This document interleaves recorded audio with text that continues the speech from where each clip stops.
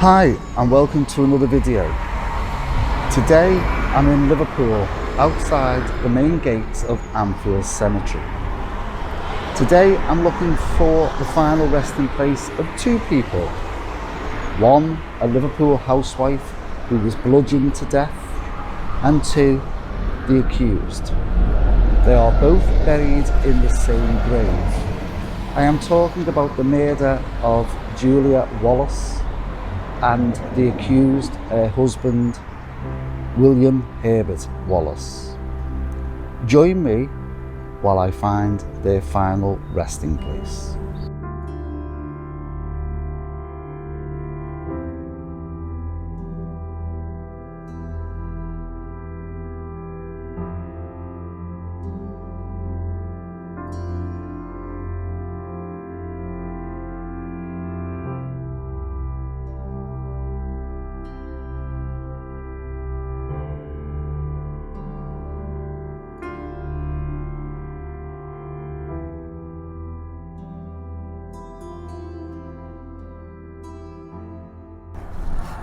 William Herbert Wallace was a quiet man. He kept to himself really.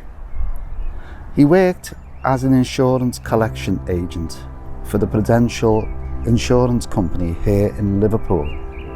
He also liked to play chess at his local Liverpool Central Chess Club, of which he'd been a member for 8 years. On the 19th of January 1931, Wallace was playing chess at the Cockles Cafe in North John Street, Liverpool. The club captain, Samuel Beattie, handed Wallace a message which he took by phone 25 minutes before Wallace had arrived at the club. The message was a request for Wallace to meet an R.M. Qualthroff at 7:30 p.m. the following evening at 25 Menlove Gardens East to discuss some business. Now, whilst playing chess, Wallace made reference to this person's name, Qualthroff.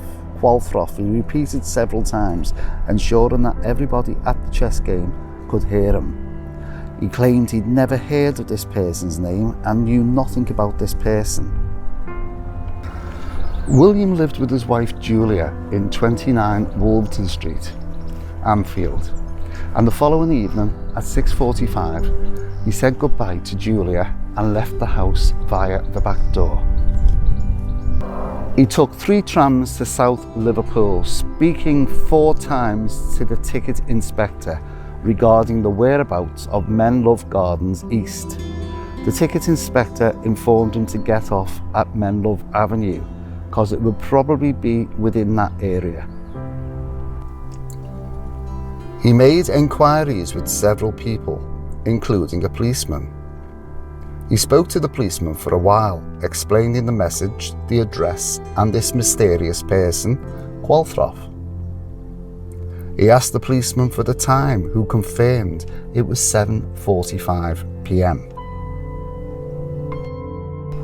Wallace returned back home to find the front door was locked, so we went round to the back. This seemed to be locked as well, so we knocked, which brought the attention to his neighbours, Mr. and Mrs. Johnson, who asked what the problem was. He said for some reason the doors were locked and he couldn't gain access. Mr. Johnson suggested that he try again, so Wallace tried the back door, which this time opened. The Johnsons stayed outside while Wallace entered the house. Now, according to the Johnson statements, this is what Wallace said once he'd entered the house.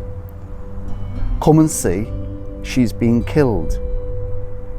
The Johnsons entered the parlour to find Julia lying face down with a severe head injury. Wallace then quoted, "Look, they've finished her. Look at her brains." There was blood splattered everywhere. Wallace then went to fetch the police. And according to the Johnsons' statement, the Johnsons noticed that William Wallace's raincoat was lying next to Julia covered in blood. And on his return, he stated, Why whatever was she doing with her Macintosh and my Macintosh? Julia had been bludgeoned to death with a blunt instrument. Wallace consistently denied having anything to do with the crime, but was charged with murder and stood trial on the 22nd of April 1931, where he was found guilty of the murder of Julia Wallace. In May the same year, the Court of Criminal Appeal quashed the verdict and Wallace was set free. This decision meant the jury had got the verdict wrong in the eyes of the law.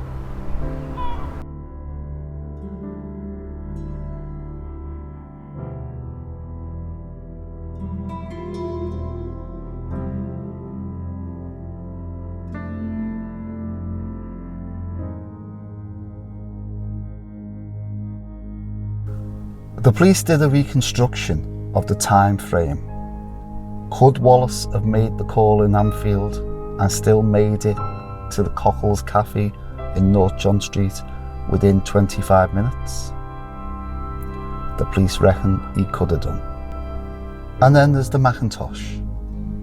Wallace could have wore the Macintosh to stop the blood splattering on his clothes and then lay it in the pool of blood next to Julia's body. This was a piece of evidence that the police couldn't work out. Why would a killer lay a Macintosh next to a victim's body? Then there's Wallace's reaction and comments. This doesn't seem right. To state, come and see, she's been killed. They've finished her. Look at her brains. Are these comments from a man who's just found his wife lying dead on the floor? William Wallace died 2 years later at Clatterbridge Hospital on the 26th of February 1933. He is buried with his wife, Julia. So there you have it. What do you think? Who really killed Julia Wallace? And now we have a victim and an accused buried together. Tell me what you think in the comments down below. Did William kill Julia? Was there such a person as Mr. or Mrs. Qualthroff? Let me know in the comments down below. The murder of Julia Wallace remains a mystery, but I have two people who have been laid to rest in front of me. They either both know or both don't know who killed Julia Wallace. But what I do know is that we'll never find out.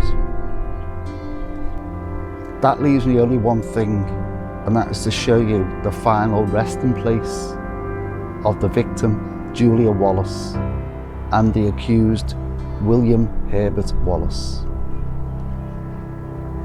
Let me just spin you round.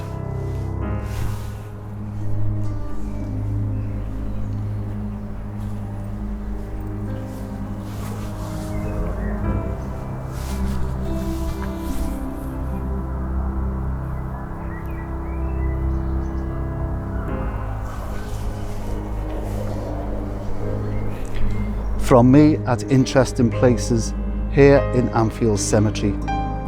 Don't forget to like, subscribe, hit that notification bell for future videos. Thanks for watching. Bye for now.